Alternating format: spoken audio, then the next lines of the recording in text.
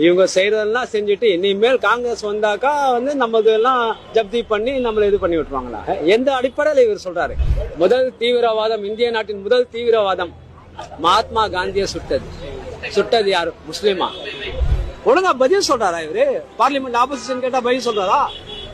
மொஹவா Mothra எந்த கேள்விக்கு மேல கேள்வி கேட்டா காசை வாங்கிட்டா, லஞ்சம் வாங்கிட்டா கேள்வி கேட்குது.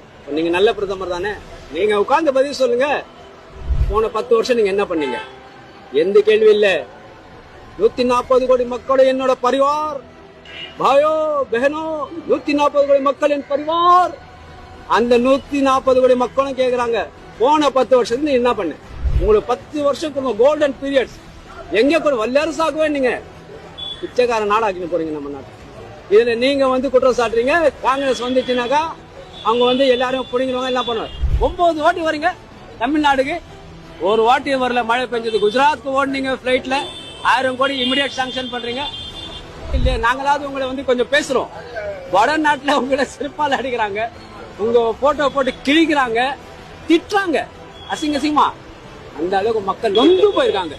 உங்க ஆட்சியில மக்கள் நொந்து போயிருக்காங்க. யாருமே சந்தோஷமா இல்ல. ஆனா நீங்க பொய்யா சொல்லி இன்னும் மக்களை நம்ப வச்சுனே இருக்கீங்க. சில மக்கள் நம்புறாங்க. அது இவ்வளவுதான். இவ்வளவு பெரிய பாரத நாடு நம்புது. இவ்வளவு மக்கள் நம்புறதை வச்சு நீங்க ஆட்டம் போறீங்க.